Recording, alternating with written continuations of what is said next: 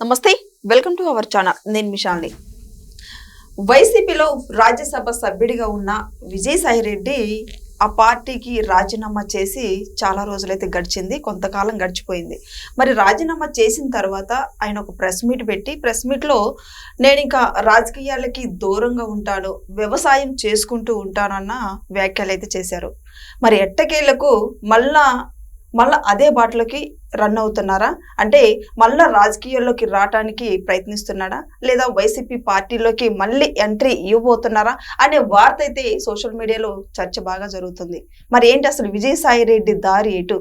దీని మీదే పూర్తిగా విశ్లేషించడానికి మన స్టూడియోలో ఉన్నారు senior journalist doctor Kanakadurga Vadlamani గారు ఉన్నారు. వారిని అడిగే విషయాలను తెలుసుకునే ప్రయత్నం చేద్దాం. నమస్కారం మేడం. నమస్తే అండి.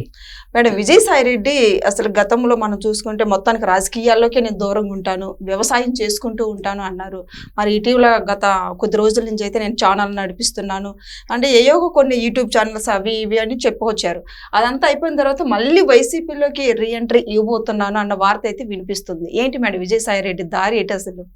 అంటే ఒక మనిషి ఎన్ని రకాలుగా మాట్లాడచ్చు, ఎన్ని రకాలుగా సందర్భాన్ని బట్టి మార్చుకుంటారు వాళ్ళ అభిప్రాయాలు అనే దానికి వాళ్ళ విజయసాయిరెడ్డి ఒక తార్కాణం.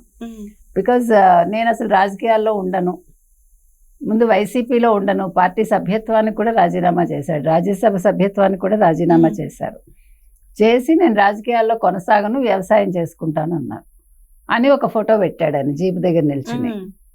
అంటే వ్యవసాయం చేయాలంటే జీప్ దగ్గర నిల్చోవాలని ప్రజలకు అర్థమైంది.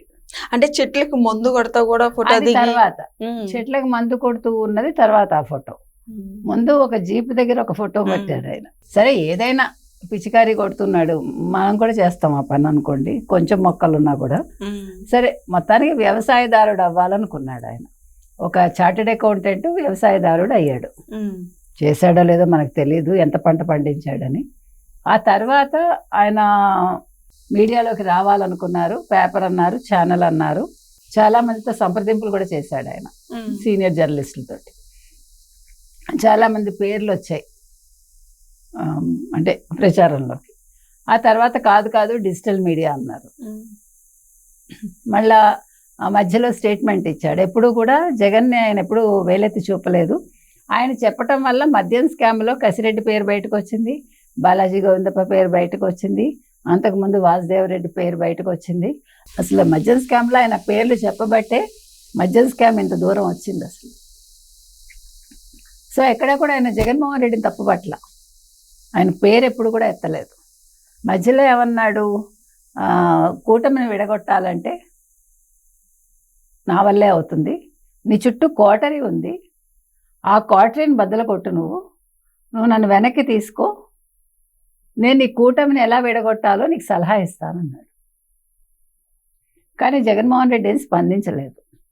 ఆ తర్వాత ఏం జరిగింది, ఈయన ఇటీవలి కాలంలో ఇప్పుడు ఈడీ ఎప్పుడైతే తాడేపల్లికి వెళ్తారు అని తెలిసిందో, తాడేపల్లి తలుపు తడతారని, ఆయన మోదీ గారిని అమిత్ షాని కలవాలనుకున్నారు. సో అపాయింట్మెంట్ కోసం ట్రై చేశాడు. ఎవరి ద్వారా? సుబ్బారెడ్డి, మిథున్ రెడ్డి ద్వారా. మరి ఏం జరిగిందో మనకు తెలియదు. సో విజయసాయిరెడ్డి లేని లోటు అక్కడ ఖచ్చితంగా తెలుస్తోంది. విజయసాయిరెడ్డి ఏటుగా ఉన్నంతకాలం మీకు కేంద్రంలో ఏం కావాలన్నా ఆయన చక్రం తిప్పాడు. విజయసాయిరెడ్డి అందరితో కూడా మంచిగా ఉంటాడు. మధ్యలో బీజేపీలోకి కూడా వెళ్దాం అనుకున్నాడు ఆయన, ఎవరు జగన్మోహన్ రెడ్డిని వదిలేశాక. మరి ఏ కారణాల చేతనో మరి వాళ్ళు తీసుకోలేదో ఈయన వెళ్ళలేకపోయాడు. బీజేపీలోకి వెళ్తే మళ్ళీ అక్కడ కూటమిలో ఉన్నారు కదా వాళ్ళు, అదొక సమస్య ఎదురవుతుంది అనుకున్నట్టున్నారు. సో ఈ నేపథ్యాలన్నీ పక్కన పెడితే ఇప్పుడు మొత్తం మీద విజయసాయిరెడ్డి మళ్ళా రీఎంట్రీ ఇవ్వబోతున్నారు వైసీపీలోకి. అందుకోసం మళ్ళా చర్చలు జరుపుతున్నారు జగన్మోహన్ రెడ్డి తోటి అనే మాట అయితే వస్తోంది కదా. అయితే ఇన్ని జరుగుతూ ఉంటే ఆయన పార్టీలోంచి బయటకు వచ్చిన వెంటనే నమ్మక ద్రోహి అని ఆయన మీద ఒక ముద్ర పడింది. సో మరి ఏం జరుగుతుంది ఇప్పుడు? అంటే పార్టీ ఇప్పుడు ఇరకాటంలో పడుతుందని చెప్పి విజయసాయిరెడ్డిని రీఎంట్రీ ఇవ్వబోతున్నారా, లేకుంటే డ్యామేజ్ అవుతుందని? ఇప్పుడు ఆయన నమ్మక ద్రోహి అన్నాక ఆయన వెళ్ళగానే సభల్లోనే మాట్లాడారు అందరూ.